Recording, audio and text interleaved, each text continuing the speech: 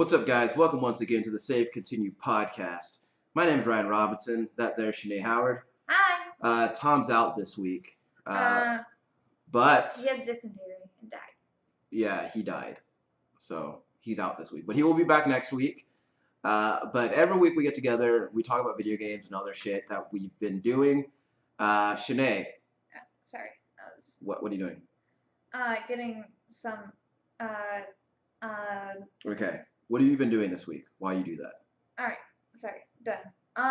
So what I've been doing this week? Pokemon Go had a community day, so me and Berto walked around and caught some Cyndaquils and stuff. What's a Cyndaquil? It is it's a fire start. It's a fire Pokemon. I'm a fire starter. It's A fire starter. It's You know that song?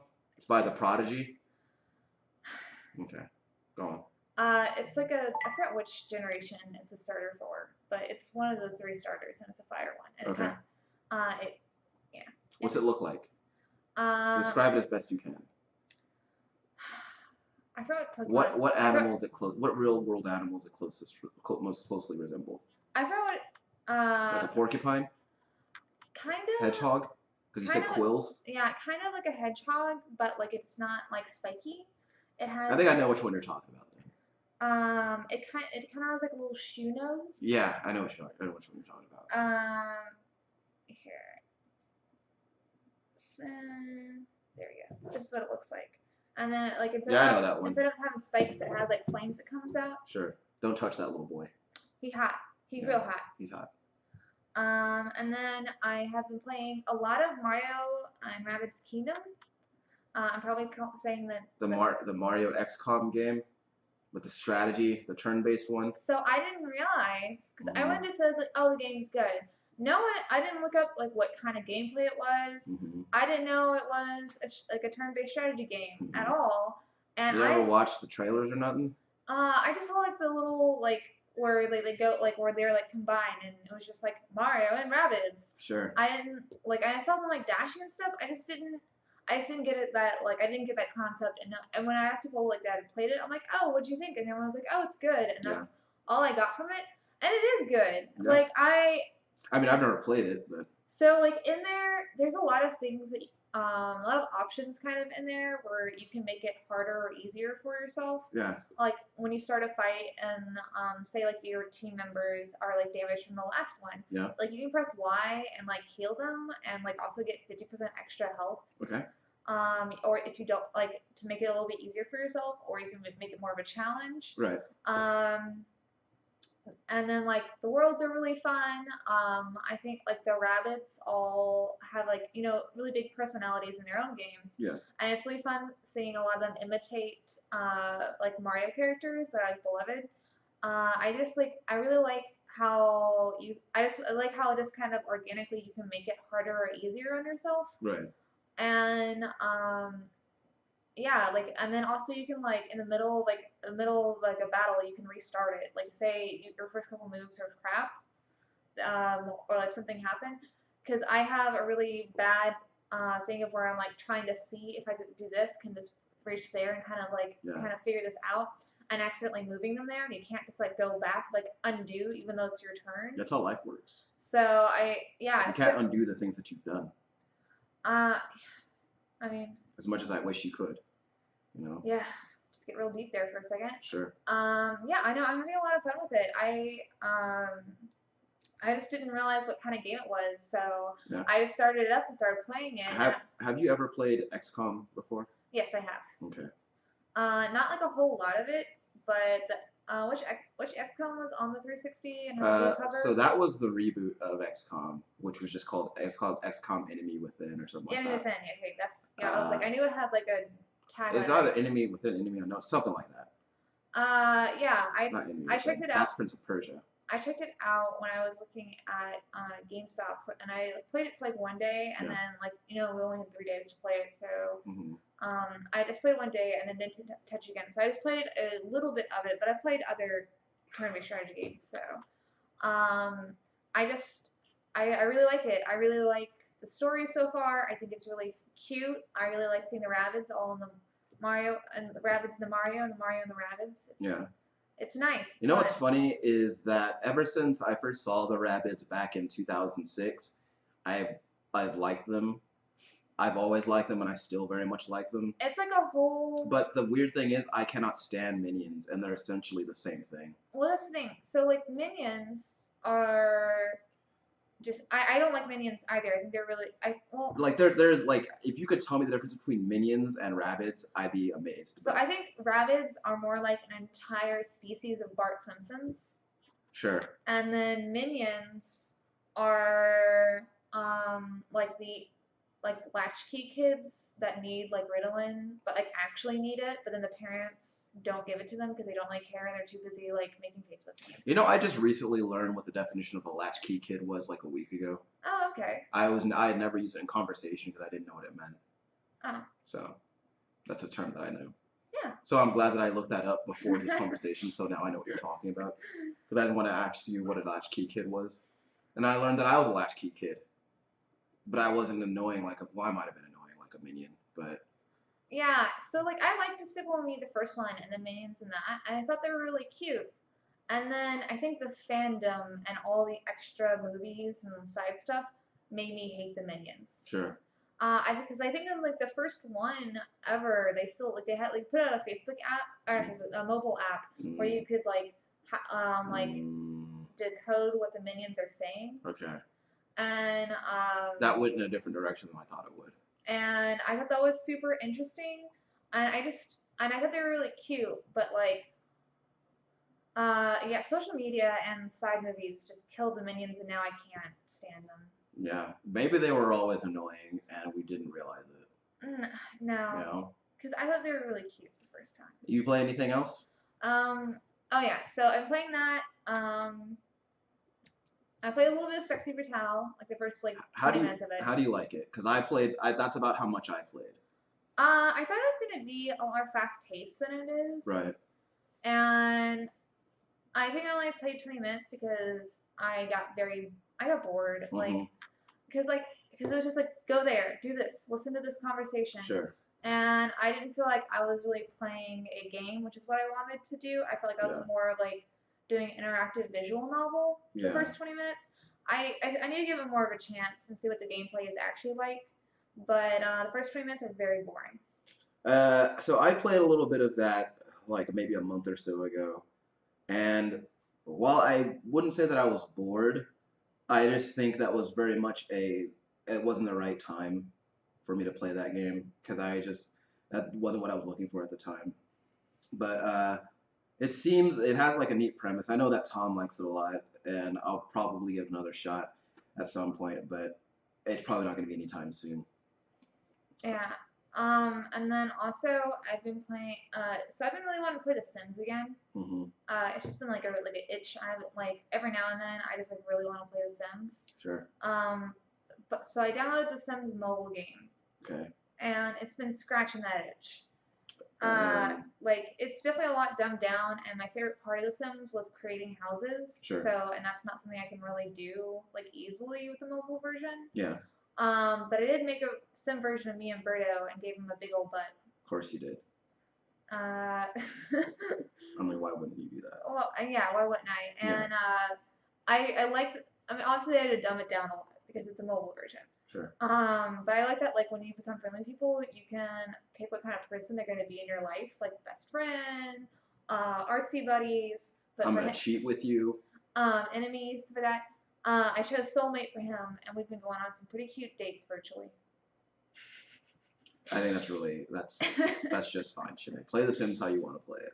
I just always thought that the allure of The Sims was not to mirror my own life, but instead to make a life for myself that couldn't possibly exist. Well, like, what you're doing is you're essentially playing your life. Like, you can do that already. Yeah, I guess I'm just playing a more jazzy version of mine in his life because, like, What is your job in The Sims? I'm a barista. Because it's the one they make you do the first time you go through. You would be a barista, though. I could totally see that. I could totally see you as a barista. Yeah, that's one of my least favorite things. Is like the jobs are really limited as far as like the beginning stages. Yeah. But like, but it's just like at this point, I put so much time into being a barista. It's really hard to change a career path. Sure. Sure. I mean, you get invested in making those coffees. Well, like you can And like decorate your cafe and like sure. spend your simoleons Look, on it. it's an art form. Some people say. I mean, you don't get to like make latte art, Yeah.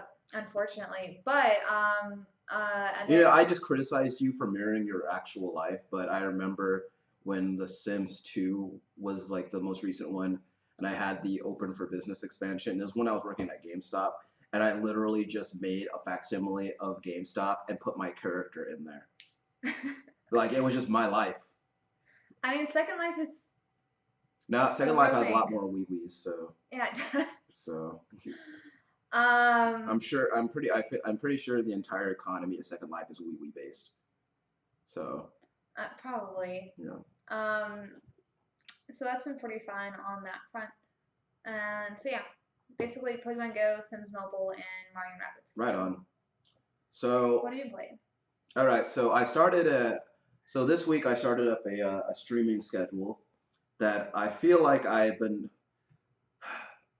this the second day of that schedule shit went off the rails because that was yesterday was the second day that I was streaming after I started the new schedule, which is Tuesday, Thursday, and Saturday, 7 p.m. to 10 p.m. Central Time.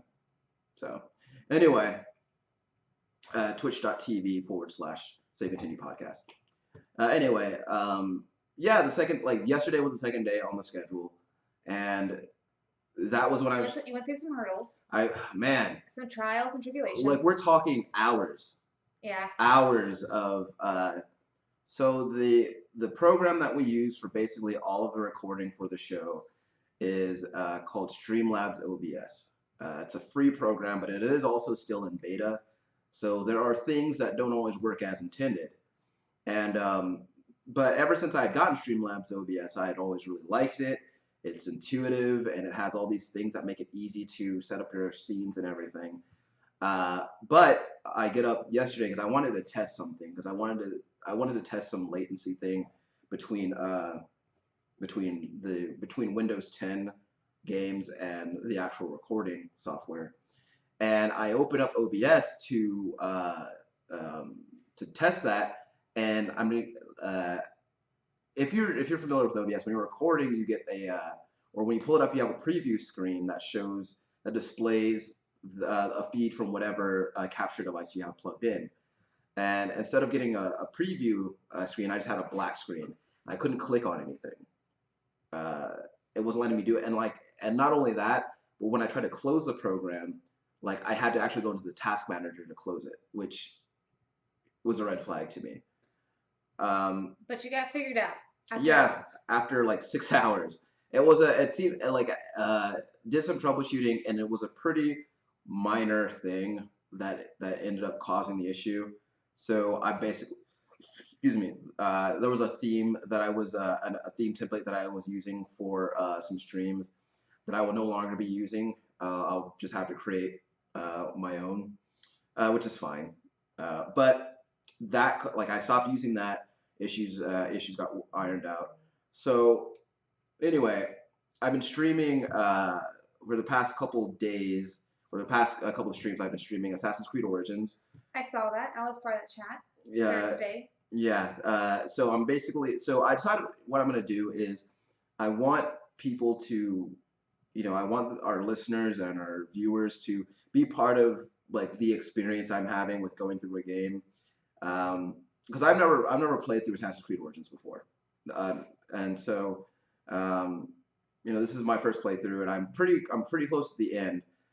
So I'm just kind of like when I have like a story-based game like that, just that'll be the game that I play until I finish with it, and it alleviates the problem that I have of like I know I'm gonna stream, but like I can't figure out what I want to stream, and I don't know what I'm gonna from stream. I don't know what I'm gonna stream, or like if like something happens like with a game like halfway through a stream, then finding a different game to stream, and it kind of just makes it a lot easier for me to like start on time and also like just go the entire duration without having too many issues.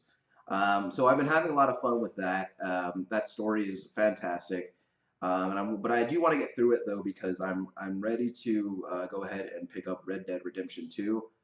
I haven't played it yet, but I've heard things. Like I've heard that the game is beautiful, but I've also heard that the game is complicated in ways that video games in 2018 typically aren't complicated. Specifically in terms of how the game controls. So that made me a little nervous, but I don't know. I have I mean I'm not gonna play it. Like yeah. I've already talked about it. Howdy, partner. Red Dead Redemption's not my cup of tea, and that's okay. Yeah. But I love me a Western. uh um have you heard about like some YouTubers getting banned and then reinstated due to like violence against the women suffragette characters? I haven't heard anything about bans, but I have seen different pictures of people punching the suffragettes in the face, which I find. I think it's so stupid. I find the motivations behind that to be abhorrent. Yeah. I think it's a symptom of a much larger problem that I won't really get into. Yeah, I just think it's weird that like, and so like I've also seen like it's disappointing but not at all unexpected. I think it was somebody that worked on the Division like put out a statement like, you know, it's not like how it's like not necessarily a good idea to like go political with your like video games, talking about like that kind of like talking about Red Dead Redemption 2 and like all the stupid things people are doing to the suffragette characters, which are just okay, whatever. And I'm just like, yeah, like there's so many games that they're actually like political, but like having just that character is not. Yeah. Like that's not like a bad idea to put that in there. It's like well, I mean, if you're saying that you want, if your goal is to make a realistic game, because from what I understand, Rockstar set out to make a very realistic game set in that time period, and it's completely realistic for there to be suffragettes because that's around the time when the women's suffrage movement was going on. And the same way, they also have clan members in that game because that's around the time that's around the time when the Ku Klux Klan rose to prominence. So it's not like anyone said Ku Klux Klan. Sure, but which would be a much better clan. I just think that telling people not to be political with their games is that's not your call to make. I like let people tell the story that they want to tell, and either play the game or don't. But that being said, again, I think that what those pictures surfacing of people punching those or attacking the women's suffragettes, the suffragettes anyway. Like I said, it is disappointing, but not at all unexpected. Yeah, I think it was like the YouTuber that like I've seen the most about is like Shikaro or something like that, and like yeah, he got banned, but then YouTube reinstated him. I mean, so, as with any open world Rockstar game, like you can expect people to do certain things like that. I mean, it's not. I mean, yeah. I mean, that's one of the things that like parents heard about with Grand Theft Auto 3. Like, yeah. There's prostitutes in there. You can kill them and stuff. And like the news things, whatever. I just thought it was not something I was really expecting to hear news stories about when it came out. I mean, I shouldn't be surprised. I was just like, okay, this is a weird thing to go with Red Dead. Like, there's so many things you can do. You can ride horses. You can live. Well, no, I think that the reason that was highlighted is because it's a part of a larger social commentary. Oh yeah, I just wasn't expecting it. Like the prevalence of people riding horses in a Western game versus the prevalence of people punching suffragettes in the face. You know, one of those is a foregone conclusion while the other one isn't. But anyway, so yeah, Assassin's Creed, and also I picked up State of Decay 2 again, and. Did you see with the that there's new DLC coming out? Yeah, that's part of what I want to talk about today.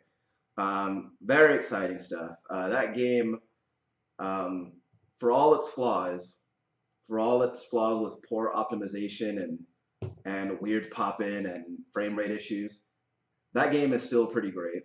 I love that even now I'm able to craft some pretty interesting narratives with that game.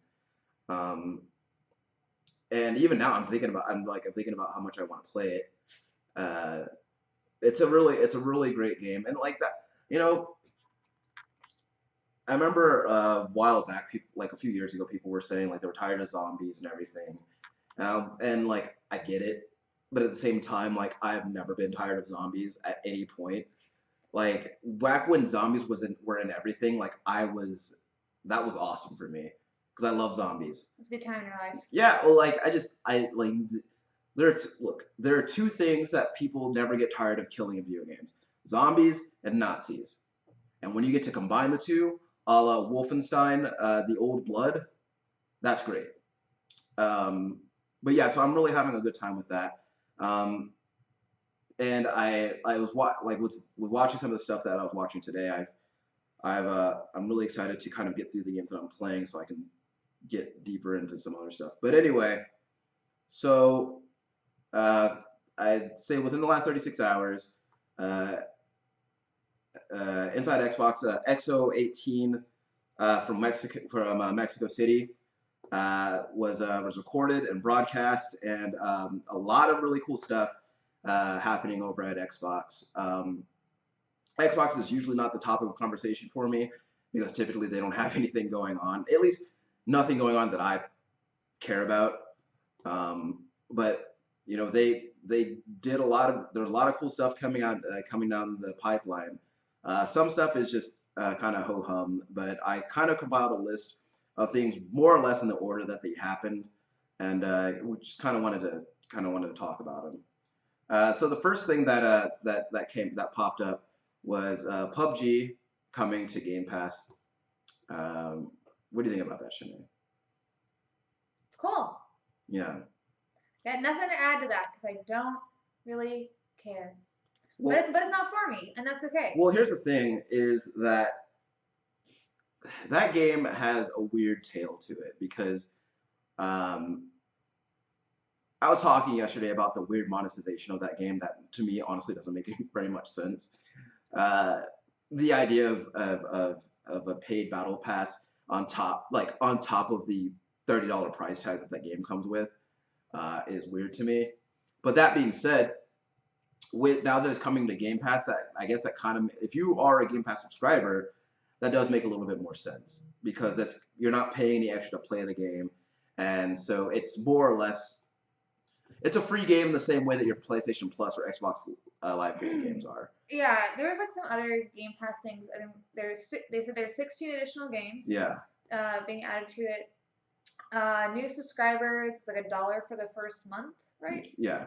And then which is pretty great, but if you want to give it a shot, try. Also, here's the thing. I don't know. I found myself not being that excited about it because I do like Battlegrounds, but that Xbox version is rough, and it's not something I can't picture myself I cannot picture myself paying $30 to play that version.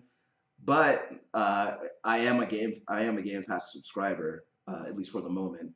So if I do end up having friends who are playing it on Xbox, then I'll be more inclined to install it because I won't be paying anything extra for it. So another game that one of the other games that's going to be day and date on Games Pass early next year is a game called Void Bastards. Have you ever heard of this game, Sinead? No. So what I know about Void Bastards is it is a game that is very much it's a first-person shooter with a very cartoony, cel-shaded sort of art style. And from what I could tell, God damn it, from what I could tell, you are going on different ships and like gathering loot and fighting enemies, and then trying to escape the ship. And it seems to the game kind of just advertises like make your own goals and you decide like what winning is and stuff like that. It's a really neat looking game, and I actually realized that I already had it in my wish list on Steam. But interestingly enough, this game is actually being published by Humble Bundle, which is there aren't a lot of games that are published by them, and not a lot of them have I actually enjoyed. But this one actually looks really cool, so I'm really looking forward to actually trying this one out. I think that I'm glad that I realized that it's going to be on Game Pass, so I don't so I don't buy it on Steam because I was probably going to do that. But if I can play it on Game Pass on my computer, then I'd really like to do that. They showed Crackdown 3 multiplayer after what was a very admittedly humorous introduction by Terry Crews. Um, so they this is for the first time in a while they started talking about the power of the cloud in terms of multiplayer. And they actually did show us some gameplay with this. Um, I don't remember the modes, but the first one that they showed us looked to be a very much a deathmatch kind of mode. So they highlighted that you're going to have a character that you can customize. You can customize their looks, their abilities, basically their loadout before a match. And they also made sure to emphasize the idea of completely destructible environments, which was what prompted to bring up the power of the cloud. The cloud. Yeah. But this was the first time I actually got to see multiplayer, and I'm pretty sure this is the first time the rest of the world got to see it. It looks okay. It honestly, it looks pretty basic. It looks like a standard third-person shooter action game. Um, with that in mind, I haven't played it, so it could be really neat. But what little they did show didn't seem that exciting. And that comes out February 15th. Yeah. And then the original Crackdown is free until the 30th of this month. Yeah, so if you haven't played the original Crackdown, you should go ahead and download it. It's free. Yeah, check it out. Another game that they announced coming to Game Pass was Hellblade, which is awesome because that is such a great game to come to Game Pass because I think everybody should play that game. I said before that it was one of the most important games that I have ever played. And I think that now that it's coming to Game Pass, which I'm sure has a lot to do with the fact that Microsoft acquired Ninja Theory, it'll give people a lot more access to play that game. And especially now that for the time being, Game Pass is $1 for an entire month. And then it's half off for 6 months. Yeah, that's. I think Hellblade is a game that I really want everybody to play.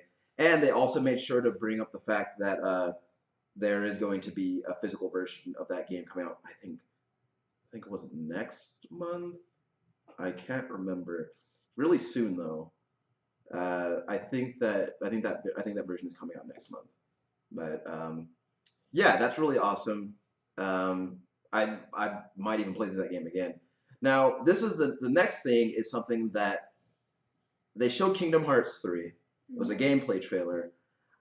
I don't know anything about Kingdom Hearts, so I don't know what part of that trailer was exciting and wasn't. Like, I don't know like what's new or like what they were showing off. I haven't seen. I didn't watch that part of it. It seemed really similar to stuff that we'd seen before, though. Yeah, I was like, all the new stuff I see just makes me more and more hype, but it's nothing like is super varying. I mean, none of the gameplay ones that I've seen. Yeah. Well, and those trailers had always been really weird to me. Like, because you don't know what's going on. Well, it's not just that, but like they're just presented in a weird way. Like the music is like really like what's the word? It's really like quiet and soft, and like the dialogue is like really loud and it's kind of like it doesn't really match. I don't know, but anyway, they showed some Pirates of the Caribbean stuff, which is I think something that we've seen before. Yes. They did make sure to emphasize like there's like ship to ship combat. Yeah. They let Pirates of the Caribbean die. It doesn't need to be in my Kingdom Hearts. Yeah, but like on that note, they also showed Frozen. Yeah. New Worlds. Yeah, and they showed Winnie the Pooh, and apparently like the Winnie the Pooh stuff is like it's like a bunch of like is there like mini games and stuff? That's how it always is. Like it's that's how it's always been so far in Kingdom Hearts 1 and 2 is it's like it is like you're finding pages or spots or going from thing to thing, and it is just like mini games or just like small stories, and you have to like complete the Winnie the Pooh book. Yeah. And it's its own like little side quest thing that I just find completely fucking boring. Then again, I find Winnie the Pooh as a character and a franchise incredibly boring, but They showed Big Hero 6. Mm. I've never seen Big Hero 6, so I don't know who any of those characters are. You haven't seen it? You should watch it. It's super good. I think it's on Netflix. It might be, I don't know. But yeah, then like you said that they got the cast of Big Hero 6 to reprise their roles for that world, so that's neat. Um, I'm pretty sure there were some Final Fantasy people in there somewhere. Maybe not. I don't know. It just seems like with each iteration, like every time I see a trailer, like there seems to be less Final Fantasy stuff than the last game. Uh, Because like the first game was pretty, like from what I remember, the first game there was quite a bit of Final Fantasy stuff in there that first time for that first game. Not re- I mean, honestly, I think that the second game has more Final Fantasy than the first one. As far as like characters and interactions with them, Sure. I think. I mean, it's never really been like super Final Fantasy though. It's been majority Disney, and then Yeah. this Final Fantasy storylines Yeah. that's convoluted as hell put into Disney. Sure. I mean, there's the characters in there, and they of course have the nods to it. And like especially like starting areas in the beginning of the game, maybe that's why it's more prevalent in your mind. What I think they should do is I think what they should really do if it's a true partnership between Disney and Square Enix, they should put more Square Enix people in there. Like I want to see Kanan Lynch in there. I want to see Agent 47 from Hitman in there. Okay, I want an Agent 47 world. Square, are you listening? Yeah, put Agent 47 world in there. Oh man, a Hitman level would be neat. But yeah, so they showed a lot of Kingdom Hearts stuff. But then they also had an interview with Shinji Hashimoto, who was the executive producer on Kingdom Hearts 3, and they basically talked about they went over stuff about like the design process for Kingdom Hearts 3 and how they were using the hardware to make all these worlds and like make them look so good and but on top of that, they announced he made sure to mention some stuff about Final Fantasy as well. So the Final Fantasy 13 trilogy is going to be backwards compatible next week. Yeah, on the Xbox One, which is pretty cool because I don't know. I've heard a lot of people talk about how much they don't like Final Fantasy 13, but at the same time, one, they made 3 of those things, and 2, I don't know. I've always liked Final Fantasy 13, so it'll be cool to play those, and I only have 13. I've never played 13-2 or Lightning Returns, but I'd like to try those out. But he also made sure to mention that World of Final Fantasy Maxima is coming to Xbox One, and also he talked about Final Fantasy 7, 9, 10, 10-2, and 12 coming to Xbox next year as well. That has already been announced by Sony, I think, like a month or 2 ago. Yeah. So that's not Sony. I think it was Square. Square. Yeah. I think that was not Sony. Why would they talk about it? Yeah. So it's not necessarily news, but it is good to remind people because that maybe didn't hear that first announcement. Yeah, he seemed really excited about that though, and everybody in Mexico seemed really excited about it too. But that actually, the entire country. But at the same time, like that crowd was consistently hyped the entire time. It's like, so funny. They really, man, they were like every time they said something, like a new chant started. Like there was a point at which like they were Phil Spencer was getting interviewed. And like they were chanting Phil's name like over and over. Phil. Yeah, it was basically that. I don't know why I went to Bill Nye a Science Guy. Sure. Kind of well, it was similar. Yeah. But yeah, they were just consistently hyped about everything, like everything that got announced, like they just went nuts for it. I think it's really funny when they went to the presenters that were in front of the crowds. Yeah. All of the people in the crowds were just like. Yeah, they were like and I think it has a lot. I don't know if it has a lot to do with there hasn't been something a video game event that high profile to take place in Mexico in recent memory, at least not as far as I can recall. And I feel this was a pretty big deal. I think so. Yeah, and it was nice to see. It's nice to see it was nice to see a crowd that was like really excited to be there, and I think it helped a lot with the energy. And I as far as what I watched is kind of, I mean, I know this is kind of off the list, but I really like for the most part, the announcers that they used Mm-hmm. and who they had talk about stuff. I think that they had like a really good energy. They all seemed pretty competent as far as what they were saying and how they would plan to talk about it. Microsoft's paying them. Yeah, but I mean, like we talked about E3, and you know how much I bitched about like. Yeah, you bitch about a lot of things, though. Yeah, I do. Like bitched about as far as like the presenters, like why are you picking these people like that? Some that have low energy, or some that are just like allow these awkward pauses in the conversation between the presenters, and I just from what I saw, it looked really good. Yeah.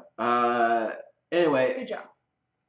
So there was a Sea of Thieves announcement for a new mode coming out early next year, called the Arena. Yeah, PvP mode. Yeah. So apparently, like from what I could gather, it was this like it's a couple like 2 teams of 5 or something like that, and like it's just a competition to see who can like get the most treasure in like a certain time limit. It looks neat. I've never played Sea of Thieves. I thought about trying it since I have Game Pass, but like it looked boring to me. Well, here's the thing: is that with games like that, I'm not that are like you need a team, you need people to play with. Like I just don't trust strangers on the internet enough for that to have like a good time with that. But at that same time, I don't really stand to lose anything by trying it. I guess I might lose a little bit of my time. Which they're also doing a content update this month. Yeah. Sea of Thieves as well. So I mean, if you like Sea of Thieves, you should go ahead and look at that. Jump Force, that new anime fighting game. It looks a lot like those Naruto games, like in terms of like the way that it looks like it plays. Which kind of? Like the ones that are like on the Shippuden? I guess. Like, is that the one where like people like that's a lot of people running around in a circle on a flat plane? Okay. You know what I'm talking about? And then like it's hard to like. I don't know how many whatever the Naruto fighting games are. Are they all this? Are they different? Yeah, there's like it's kind of like how the Dragon Ball Z. Describe one of them to me. I've only really played. What's Shippuden like? I don't know. I said Shippuden. It's Naruto Shippuden is like them kind of as teenagers. It's just like the next generation of Naruto. I'm pretty sure that's like that. But Naruto Shippuden is just kind of like it's. It looks like the way. There's a lot of different versions. It looks like the way Pokken looks. Okay. Like yeah. Because it's kind of like how Dragon Ball has like a lot of fighting games, but there's like different styles of them. Yeah. It's very similar to Naruto games. Okay. Well, anyway. I've played a lot of them. Personally, I have been around a lot of people who do play all of them though, and I have like gone and jumped in and played with them. Yeah. So. And also, I think there's only one Naruto Shippuden game that I actually like played almost all the way through. Well, you know what? And I bet he's in this game too. But then again, I don't know. I don't know who's in this game. I know that some Dragon Ball people are in there. I know some One Piece people are in there. Probably then. It looks like a lot of fun. I still haven't seen enough of it to know like what's special about that game. But yeah, Naruto's in this. Yeah. He's on the cover of it. There's a lot of anime in that game. So if you like anime, and you like fighting games, then you're probably really excited about Jump Force. Yeah, I mean crossover stuff can be really fun. Yeah. Okay, it's just gonna have the gameplay. Oh, they have a bunch of Bleach stuff. Mm-hmm. Hunter x Hunter, Fist of the North Star. Mm-hmm. Yu-Gi-Oh. Mm-hmm. Okay, cool. Comes out February 15th. Yeah. So I don't know if I've ever mentioned this to you before, but I've always felt really weird about playing games that are based on licensed characters if I don't really consume the media that much. I mean, sorry to get off screen for a second. Shanae left, so it's just me now. No, I'm taking a drink. So hi, I'm starting the podcast over. Let's get me some sparkling water. Gross. It's actually, you might actually, this is... I don't like any sparkling water, Shanae. All sparkling water is fucking gross. It's not. Just drink regular water. No. I like bubbles. Right. Yeah, I mean, it just, I know what you mean, because it feels like you're in like this is cool, but like I don't feel like I'm appreciating this as much as I could, or like as other people it's are. like when that Fist of So the you kind North of Star game was announced, and like I was like, this looks cool, but I've never watched Fist of the North Star before, so I started watching person in the nerd store. Yeah, so I started watching Fist of the North Star just so I could like know who these people are. Um, but like it's just like I can't like I if like and I feel like I've missed out on like so many games for that reason. Like I didn't play Dragon Ball Fighters because like I don't know anything about Dragon Ball, and I'm also like I'm not gonna watch like 5,000 episodes of Dragon Ball just so I can get get this context. There's an abridged version now. Okay. But and then we already talked about the State of Decay stuff. Yeah, well, no, not really. We talked about we play State of Decay, but how it's getting an update. Okay, so specifically they're getting an update called Zed Hunter, which is going to add some new weapons, which include a crossbow, which is a really big deal because all of the long range weapons in State of Decay are loud because they're guns, and and also like you can't retrieve a bullet after you fired it. So the crossbow is one, it's silent, and also it is going to allow you to retrieve the bolts after you've killed enemies with them. So that makes it so it's more economical to use those weapons. But also there's gonna be some new facilities based around that, so you can craft more, and they're gonna be introducing more weapons into the game. But they're also bringing back the map from the first game, Trumbull Valley. So they're going to be bringing back the map from the first game, which is going to increase the number of maps to 4 for this game. So yeah, I'm really excited about that, and I really want to start playing more of the. They released a DLC I think earlier this year. Like it was more or less a kind of a horde mode, but it was like $10, and I was like, no, not right now. But I'm actually thinking, not today. Not today, sir. Okay. Not today. But yeah, I'm excited about that. So State of Decay is looking great. Fix your frame rate issues, please. Just Cause 4. Shanae, have you ever played any of the Just Cause games? Yeah. Okay, which ones have you played? 2 and 3. Okay, 2 is really good. Not much of either of them. I think I had the most fun with 2's demo. Yeah. And then I got the whole game, and I was like, I'd rather go back and just not have paid for this. Yeah. So Just Cause is like I feel like Just Cause 2 for me is the real first Just Cause game, because Just Cause 1 was fucking garbage. I'll say it. Well, just like Just Cause 2, that demo made me think this game was gonna be so fun. And what's not fun to you about Just Cause 2? Because, all right, so here's the thing. So I played like the demo for like an hour or so, right? Okay. You got a lot of explosions can happen in an hour, man. And I was like, grappling hook, parachute, awesome. And then I got. You're saying nothing but awesome things so far. And then I got the actual game, and I don't know, it just like lost its sparkle after a while. How's that? I just like. It made a grappling hook and parachute less fun. How's that? Because it was just like it's got tedious in my opinion after a while. I got bored doing the same thing. It's the same thing with Dead Island. I got bored at first curb stomping a school, and then I got bored of it. Dead Island is a whole nother kind of tedious and boring. But well, I'm just saying like if in the beginning I'm like, yeah, this is super awesome, and then it's just like now it's not. Sure.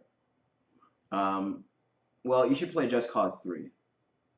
I think that game will get you. But this one has you surfing on cars in the middle of a tornado. Doesn't that sound cool to you? I saw that. Yeah. So yeah, it looks really neat. They showed us what was basically a bunch of cinematics. I'm confident that game will be rad.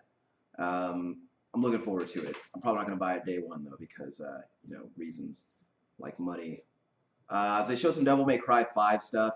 Saw that.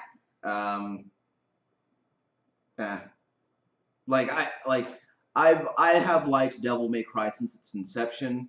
but it's just nothing about Devil May Cry 5 has really just like nothing about Devil May Cry 5 has at this point excited me. I mean, it looks like a cool game, looks solid, and I'm sure that I will play it. But I don't know. I'm not. I can't get. I'm not that excited about it. They did. But what they showed was they showed us some combos. They showed us different tools that Nero has at his disposal. They also showed us uh, their Mega Man tribute stuff, which they gave Nero the Buster Cannon.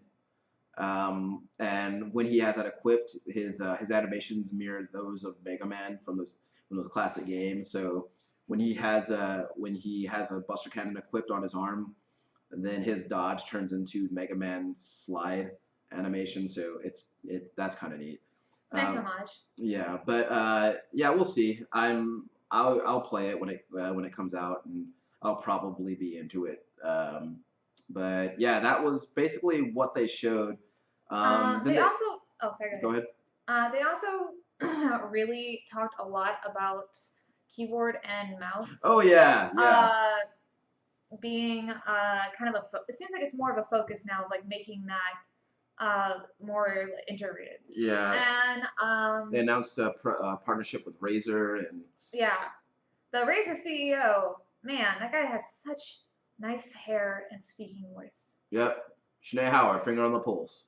Yeah, I mean, in case they were wondering, his hair's like fantastic. I'm sure they were wondering. But yeah, so they were talking about I should have written this down, but they did a rundown of different games that will be integrating keyboard and mouse support. I have that list. Sinead has a list. For some reason, I thought that was another phone. Like, how many phones does she have? Warframe, Bomber Crew, Deep Rocket Galactic, Strange Brigade, Warhammer Vermintide 2, War Thunder, X-Morph Defense, Children of Morta, DayZ, Minion Master, Moonlighter, Vigor, Warface, Vigor looks cool, and Fortnite. And then Razer's making the custom hardware. Also, during the conference, Ryan saw an Xbox controller that had Sugar Skull. Yeah, I'll be looking into that.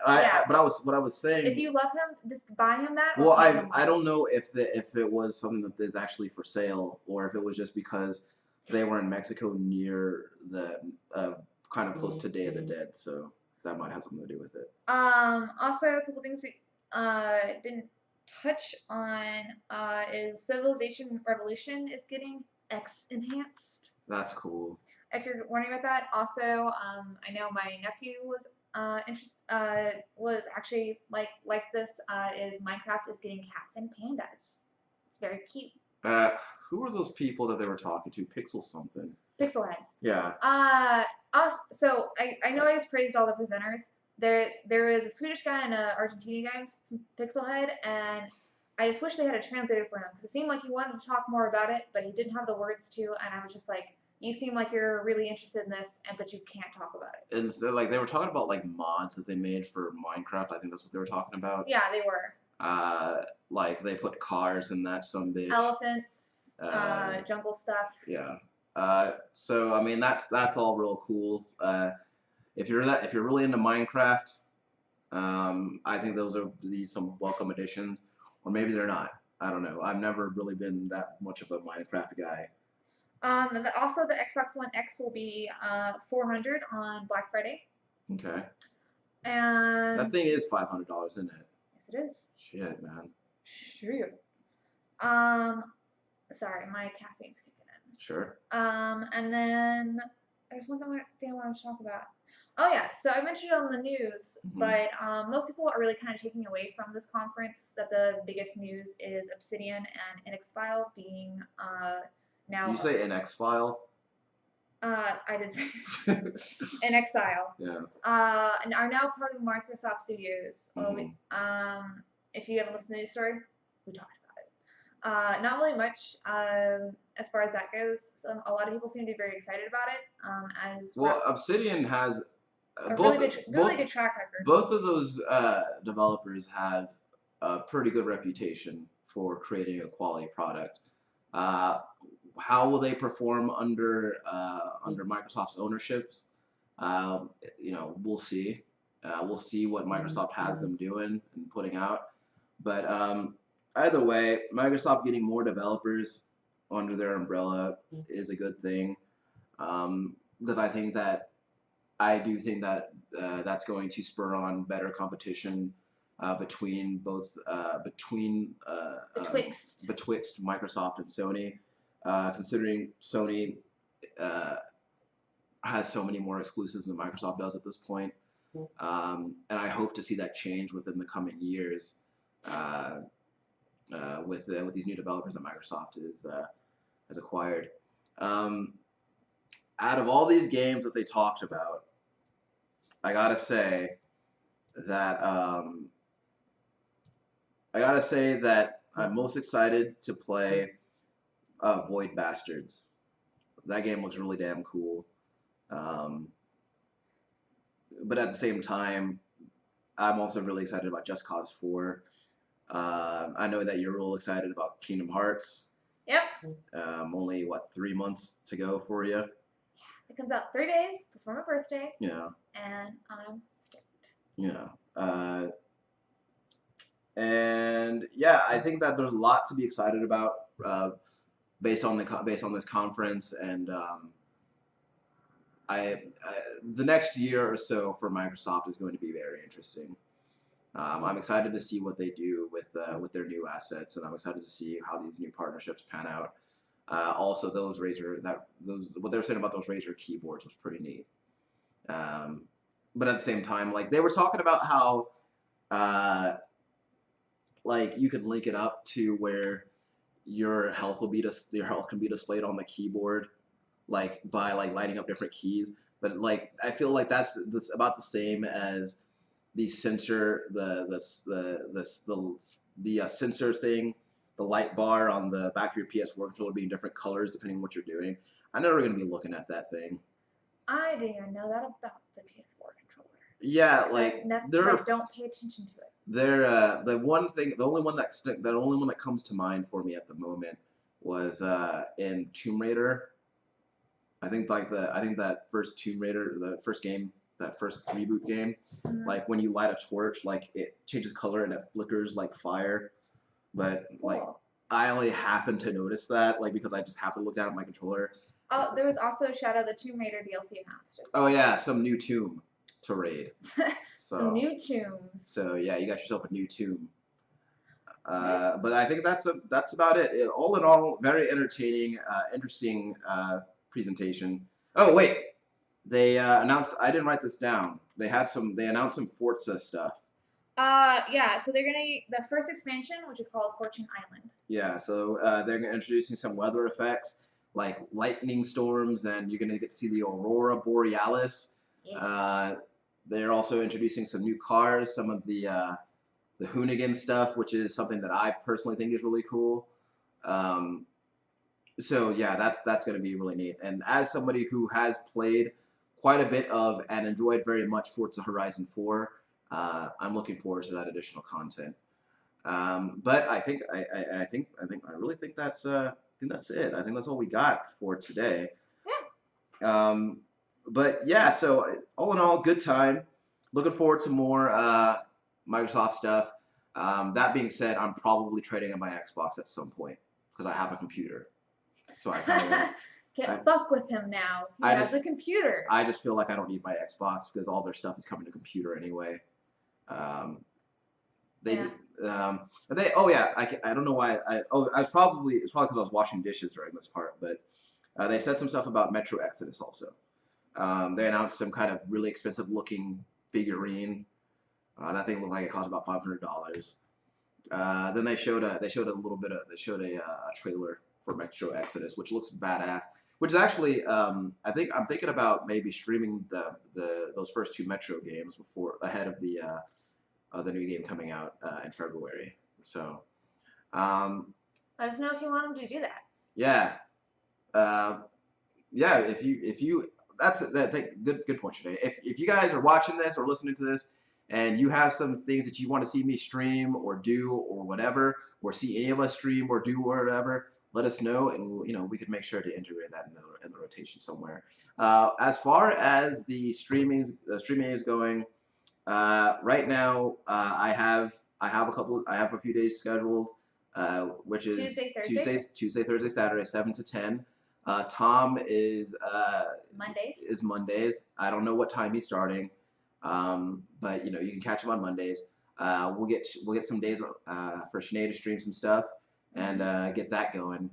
Basically, the way it's sounding like, you're always there's not going to be a day where you don't have something to watch on Twitch from us. So keep your peepers peeped. Or if not Twitch, you can always watch us on our YouTube. Yeah. I know that we're doing more stuff with Instagram. I'm trying to be better with the Twitter. Yeah.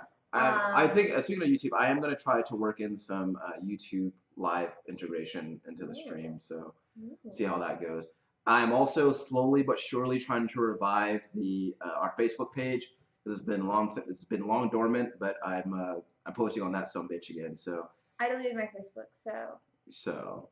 Well, not my Facebook, the app. If I deleted my Facebook, my granny would think I died or something. Sure, she would think you died because you deleted your Facebook. Yeah, because that's how Southern grandmas apparently now take. How would you have deleted your Facebook if you were dead? My granny doesn't understand. Sure. She doesn't know. Yeah. What else? So we have our Discord. Yeah. We're gonna. I know we have been slacking on the Podomatic and putting it out on all the. Yeah. So on all the podcast platforms. Thank you for reminding me. We since there's such of a backlog and it's just gonna take a long time. It's too much. It's too much. Going forward, we're gonna be having the shows on YouTube and on your podcast apps like Stitcher, Google Play, the iOS podcast. I started feeling really bad because I started thinking if there are people who only listen to us via only just listen to the podcast, which is a lot. Just thinking, did they just stop doing the podcast? No, we didn't stop doing the podcast. We still do it every week. We just haven't been great about putting the audio up. We've been focusing too much on the tubes. So yeah, if you are an audio listener and listening to us this week on this one that we're going to be posting and having on there, and you want to see what we've been doing the last couple months, you can go to our YouTube and get caught up there. We are sorry we neglected you. Yeah, sorry. Real sorry. But we will be better about it. Yeah. Anyway, that's the show for this week, y'all. My name's Ryan Robinson. That's Sinead Howard. Tom will be back next week, but we will see you next week. Bye, guys.